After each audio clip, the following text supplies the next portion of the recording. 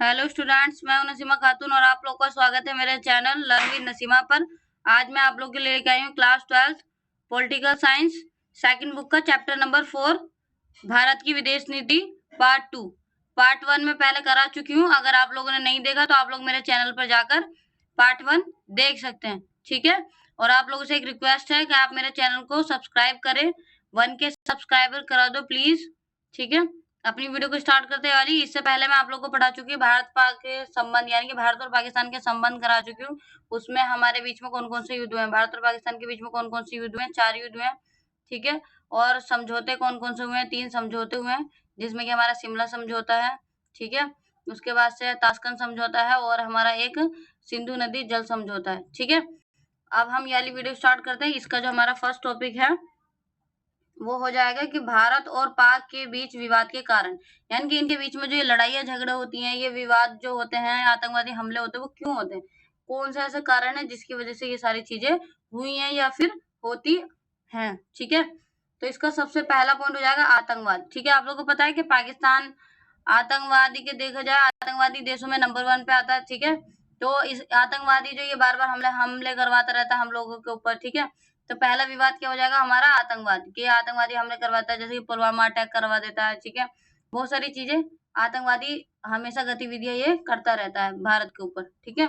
उसके बाद से दूसरा जो हमारा पॉइंट हो जाएगा वो हो जाएगा नदी जल विवाद। सिंधु नदी का जल को लेकर विवाद होता रहता है कि भाई भारत ज्यादा जल का यूज कर लेता है, हमें मिलता नहीं, मतलब ये जल के लेकर भी लड़ाई करता है, ठीक है।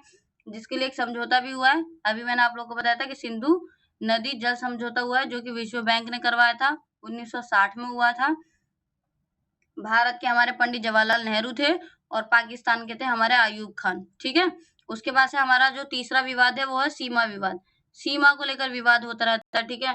कच्छ जो है गुजरात में, उसको लेकर, मतलब कच्छ के जो हिस्सा है उसको लेकर, मतलब कि पाकिस्तान बार बार वो करता रहता है, लड़ाई झगड़े आक्रमण वगैरह करता रहता है सीमा विवाद को लेकर। कभी कभी वो कहता है, ठीक है, मतलब वो कहता है कि मेरा आगे तक है, मतलब कि जो पाकिस्तान का जो सीमा है वो भारत के अंदर तक बताता है, ठीक है। कच्छ को लेकर, सर्कल रेखा को लेकर, इन सब चीजों को लेकर क्या करता है वो सीमा विवाद करता है, ठीक है। उसके बाद से कश्मीरी मुद्दा, ये तो आप लोग को बहुत अच्छे से पता होगा। कश्मीर को लेकर वो हमेशा ये दावा करता रहता है कि कश्मीर पाकिस्तान का है, क्योंकि हमने जम्मू कश्मीर को कुछ स्वायत्ता दे रखी थी अनुच्छेद 370 के द्वारा, जो कि वर्तमान समय में नहीं है। 5 अगस्त 2019 को इसको हटा दिया गया था, अनुच्छेद 370 को।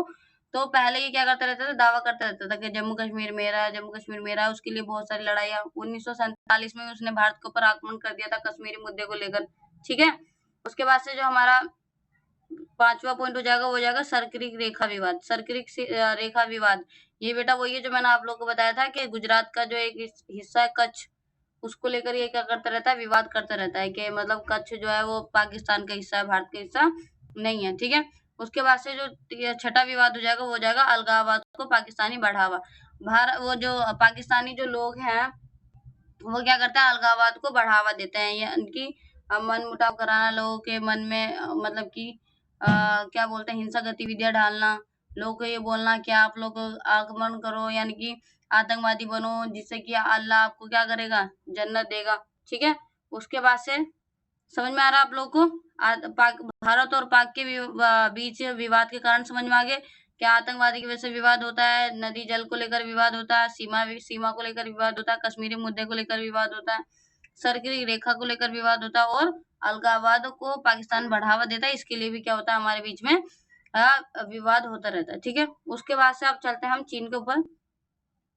तो 1962 में चीन युद्ध के बाद भारत ने अपनी रक्षा के क्षेत्र में बड़े फैसले लिए थे। जब हमारा 1962 में चीन ने बिना बताए हमारे पर आक्रमण कर दिया था, तो उसके बाद से फिर हमने क्या हुआ था, रक्षा के लिए बहुत बड़े बड़े कदम उठाए थे, क्योंकि उससे पहले हमने रक्षा पर इतना ध्यान नहीं दिया था। लेकिन जब ये आक्रमण हो गया और हम इस युद्ध में हार गए, तो फिर हमने क्या करे, कुछ फैसले लिए बड़े बड़े, जिससे कि हमारी क्या हो सके, रक्षा हो सके, अगर कोई भी देश हमारे पर आक्रमण करता है, ठीक है।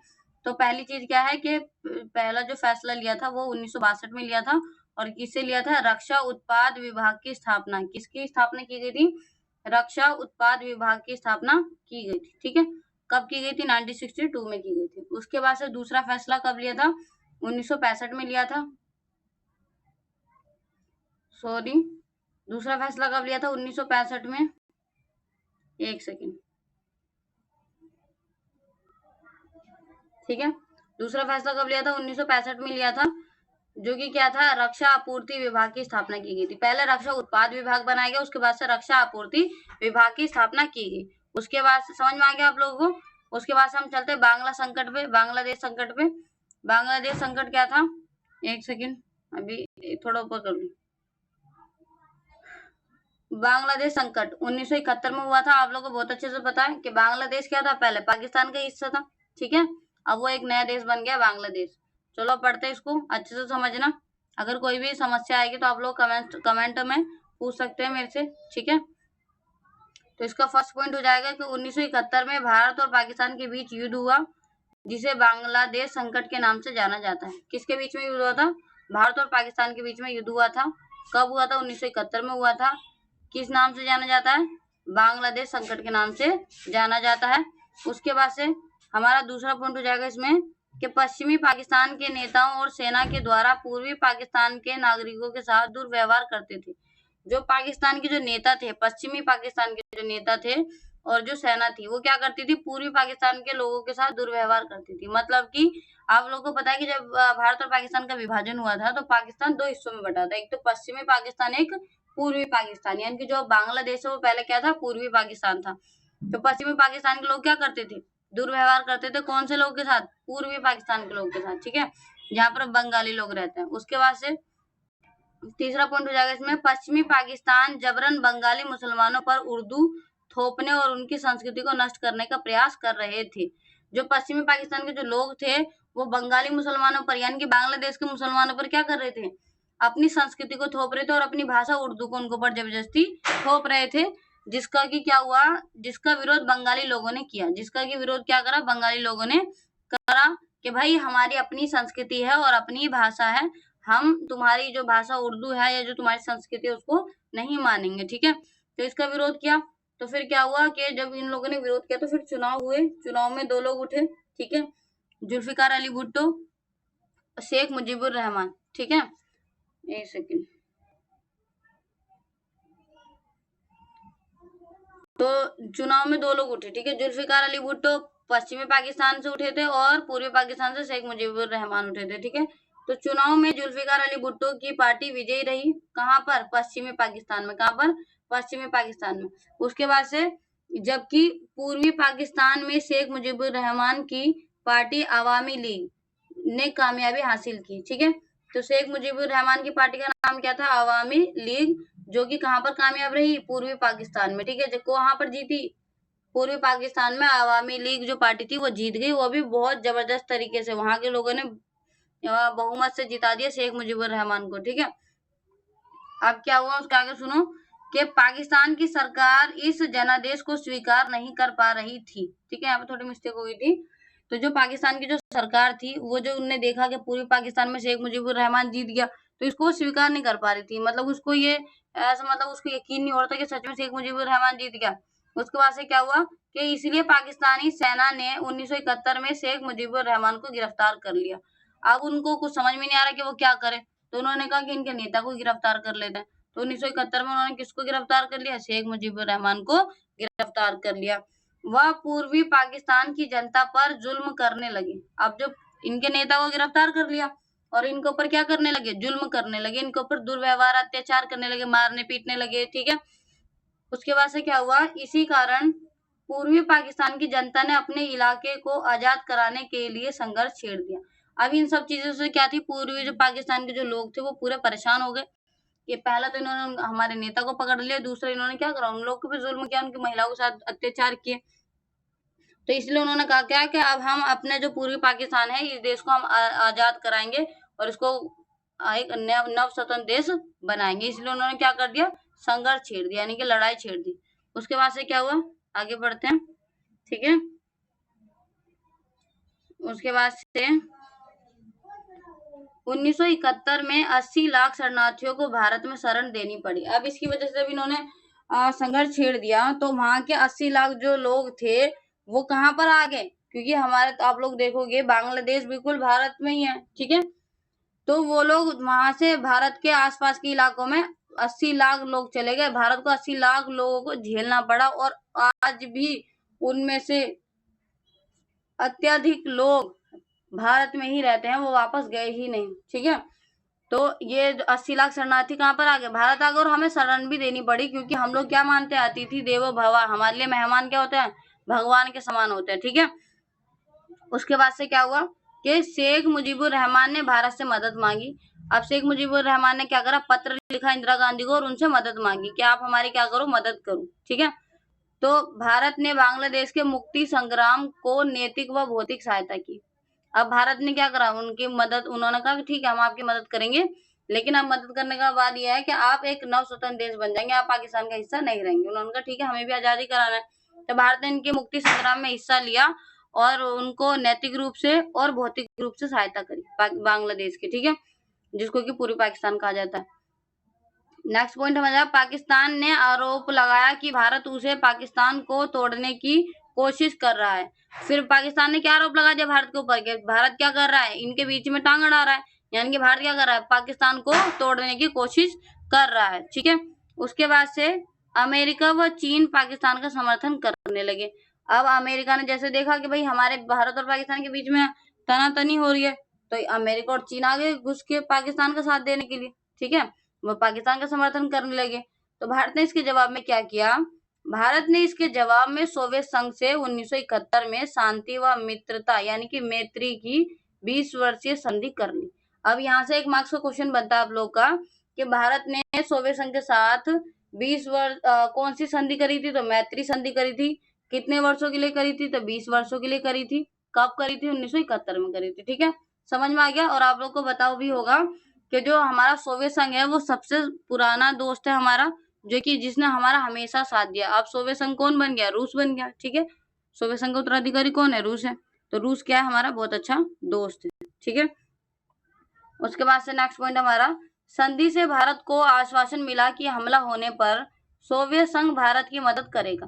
अब भारत को ये आश्वासन मिल गया, विश्वास हो गया कि अगर बाई चांस अगर पाकिस्तान भारत के ऊपर हमला कर देते हैं तो हमारी सहायता कौन करेगा? हमारी सोवियत संघ सहायता करेगा, क्योंकि हमने उससे क्या करी है? मैत्री संधि करी है। ठीक है, तो इसी वजह से भारत को अब ये आश्वासन मिल गया। अब उसको मतलब इतना कोई डर नहीं था। ठीक है, क्योंकि पाकिस्तान का कौन साथ दे रहा था? अमेरिका और चीन दे रहा था। अब आपको पता है कि अमेरिका क्या है? एक महाशक्तिशाली देश है। तो इसलिए भारत ने सोवियत संघ के साथ मैत्री संधि की थी। ठीक है, कब की थी? 1971 में की थी। कितने वर्षों के लिए? 20 वर्षों के लिए। ठीक है, उसके बाद से आगे चलते हैं। नेक्स्ट पॉइंट हमारा हो जाएगा कि 1971 के दिसंबर में भारत पाकिस्तान युद्ध हो गया। भारत पाकिस्तान युद्ध कब हुआ? दिसंबर 1971 में हुआ। ठीक है, पाकिस्तान के लड़ाकू विमानों ने पंजाब व राजस्थान पर हमला किए और उसकी सेना ने जम्मू कश्मीर पर।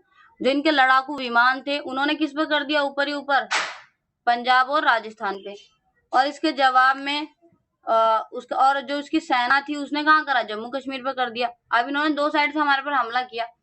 अब इसके जवाब में भारत ने क्या किया? सुनो। ठीक है, इसके जवाब में भारत ने अपनी वायुसेना, नौसेना और थल सेना के साथ पश्चिमी व पूर्वी पाकिस्तान पर आक्रमण किया। भारत ने भी अपनी तीनों सेना का इस्तेमाल किया, नौसेना, वायुसेना, थल सेना। ठीक है, तो उसके बाद से क्या हुआ कि स्थानीय लोगों के समर्थन व स्वागत के बीच भारतीय सेना पूर्वी पाकिस्तान में तेजी से आगे बढ़ी। अब आप लोगों को बताया कि पूर्वी पाकिस्तान लोग तो हमारे साथ ही थे, क्योंकि उन्होंने हमसे मदद मांगी थी अपने देश आजाद कराने के लिए। तो उन लोगों ने हमारा समर्थन भी किया, हमारा सपोर्ट भी किया और हमारा स्वागत भी किया, और जिसकी वजह से क्या हुआ? हमें इस युद्ध में थोड़ी मदद मिल गई। ठीक है, तो बहुत तेजी से हमारी सेना पाकिस्तान के अंदर आगे बढ़ी। नेक्स्ट पॉइंट हमारा, 10 दिन के अंदर भारतीय सेना ने ढाका को 3 तरफ से घेर लिया और पाकिस्तान को अपनी 90,000 सैनिकों के साथ आत्मसमर्पण करना पड़ा। भारत ने किसको घेर लिया? ढाका को घेर लिया। ठीक है, 3 तरफ से। अब पाकिस्तान को 90,000 सैनिकों के साथ क्या करना पड़ा? आत्मसमर्पण करना पड़ा। अब पाकिस्तान ने अपने आप ही अपने हाथ उठा दिए कि भाई हम हार मानते हैं। ठीक है, तो इस युद्ध में भी भारत विजयी रहा। उसके बाद से चलते हैं नेक्स्ट पॉइंट पे। बांग्लादेश एक नव स्वतंत्र देश बना। 3 जुलाई 1972 में शिमला समझौता हुआ। मैंने आप लोगों को समझौते जब कराए थे तभी मैंने आप लोगों को बताया था कि 1972 में हमारा शिमला समझौता हुआ था, जिसमें कि भारत से कौन थी? इंदिरा गांधी थी, और वहां से कौन थे? पाकिस्तान से जुल्फिकार अली भुट्टो थे। ठीक है, कौन सा समझौता हुआ था? शिमला समझौता। कब हुआ था?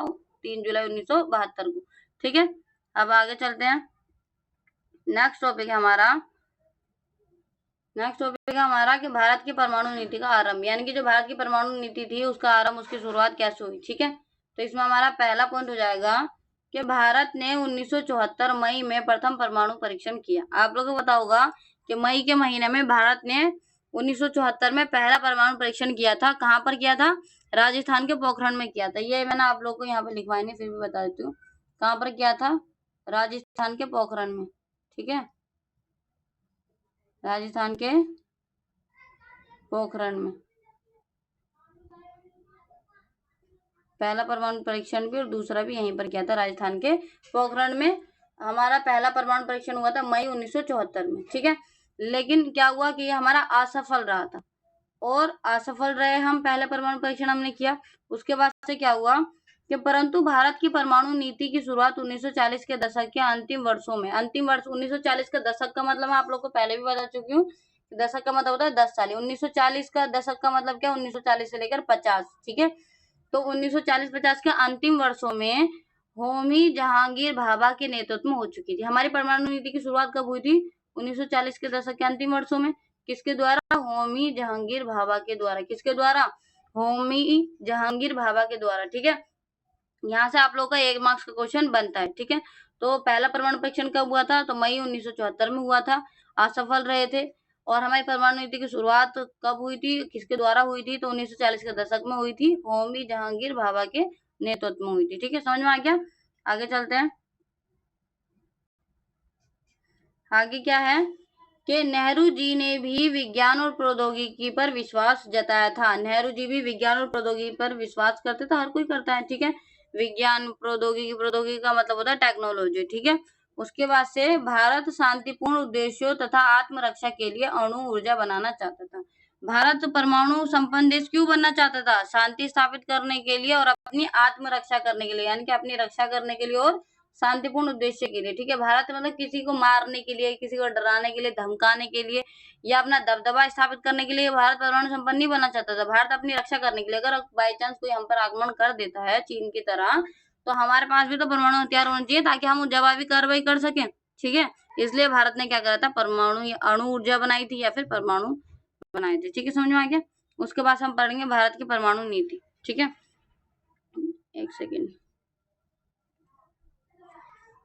भारत की परमाणु नीति। ठीक है, यानी कि हमारी जो परमाणु नीति है उसके क्या क्या तत्व, कौन कौन सी बातें हमारे परमाणु नीति में शामिल हैं, क्या क्या परमाणु नीति में कहा गया है। ठीक है, तो पहली बात क्या है हमारी कि भारत अपनी आत्मरक्षा के लिए परमाणु हथियार रखेगा। भारत परमाणु हथियार क्यों रखेगा? अपनी रक्षा के लिए, अपनी आत्मरक्षा के लिए। ठीक है, उसके बाद से दूसरा पॉइंट क्या है हमारा इसमें कि इन हथियारों का प्रयोग पहले नहीं करेगा। भारत जो भी परमाणु हथियार बनाएगा उनका प्रथम प्रयोग नहीं करेगा, पहले प्रयोग नहीं करेगा। लेकिन हमारे जो वर्तमान प्रधानमंत्री हैं नरेंद्र मोदी जी, इन्होंने कहा है कि ऐसा नहीं है कि हम किसी पर पहला आक्रमण नहीं करेंगे। अगर हमें ऐसा लगता है कि कोई देश हम पे आक्रमण करने वाला है तो हम पहले भी आक्रमण कर सकते हैं। ठीक है, तो इसका कोई फायदा ना उठाए, क्योंकि बहुत सारे देशों ने इसका फायदा उठाया कि भारत तो पहले करेगा नहीं, अब हम पहले कर देंगे तो उसका नुकसान हो जाएगा, उसके बाद तो कहीं ना कहीं संभलेगा, तब जाके तो वो युद्ध करेगा। तो इसलिए भारत ने बोल दिया कि ऐसा कोई जरूरी नहीं है कि हम पहले नहीं करेंगे। ठीक है, लेकिन फिर भी हमारे विदेश नीति का एक तत्व है या एक बात है। ठीक है, कि हम हथियारों का पहले प्रयोग नहीं करेंगे, जवाबी कार्रवाई के लिए हम परमाणु हथियारों का प्रयोग करेंगे। ठीक है, उसके बाद से नेक्स्ट पॉइंट हमारा कि परमाणु अप्रसार संधि का विरोध। भारत परमाणु अप्रसार संधि का विरोध करता है, ये क्योंकि एनपीटी इसे बोलते हैं। ठीक है, क्योंकि इसमें क्या है, इसमें बोला गया था कि जो 5 जो वीटो पावर वाले देश हैं, जो सुरक्षा परिषद के जो स्थायी सदस्य हैं, केवल वो ही परमाणु मतलब परमाणु संपन्न देश रहेंगे, और कोई अब परमाणु हथियार नहीं बना सकता। इस पर हस्ताक्षर करवाए जा रहे थे पूरे देश, पूरे विश्व के देशों से, लेकिन भारत ने इस पर हस्ताक्षर नहीं करे, तो भारत इसका विरोध करता है। उसके बाद से नेक्स्ट पॉइंट हमारा इसमें हो जाएगा निःशस्त्रीकरण का समर्थन। भारत क्या करता है? निःशस्त्रीकरण का समर्थन करता है, कि मतलब हथियार को इस्तेमाल नहीं करना चाहिए, लेकिन भारत कहता है कि अपनी आत्मरक्षा के लिए रखना चाहिए, लेकिन इस्तेमाल नहीं करना चाहिए। निःशस्त्रीकरण मतलब कि होना चाहिए, नहीं कि आप बनाए जा रहे हो, अपने जरूरत के हिसाब से बना लो, बस हो गया। ठीक है, उसके बाद से नेक्स्ट पॉइंट हो जाएगा हमारा शांति के उद्देश्यों के लिए अणु शक्ति का निर्माण। भारत ने क्यों अणु ऊर्जा बनाई है, यानी परमाणु हथियार क्यों बनाए? शांति स्थापित करने के लिए। ठीक है, शांति के उद्देश्य के लिए। ठीक है, उसके बाद से इसमें एक नोट है, मैंने आप लोग को लिखवाया, 1 मार्क्स का क्वेश्चन यहाँ से बनता है, तो इसमें क्या है कि 11 मई 1998 को राजस्थान के पोखरण में सफल परमाणु परीक्षण किया। उस समय भारत के प्रधानमंत्री अटल बिहारी वाजपेयी और राष्ट्रपति एपीजे अब्दुल कलाम थे।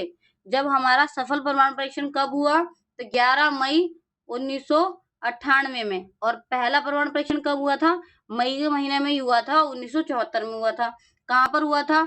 तो राजस्थान के पोखरण में हुआ था, पहला भी और दूसरा भी। हमारे दोनों परमाणु परीक्षण कहाँ पर हुए? राजस्थान के पोखरण में हुए।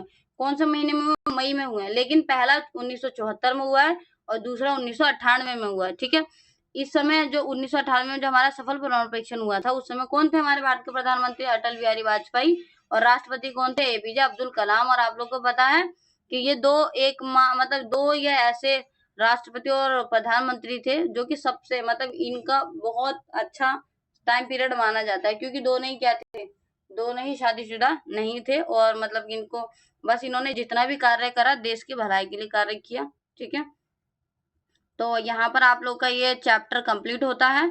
आप लोग को अगर मेरी वीडियो अच्छी लगी हो तो अपने दोस्तों के साथ शेयर करना, कमेंट्स करना, लाइक करना और मेरे चैनल को सब्सक्राइब जरूर कर लेना, ताकि आप लोग को समय समय पर नोटिफिकेशन मिलती रहे।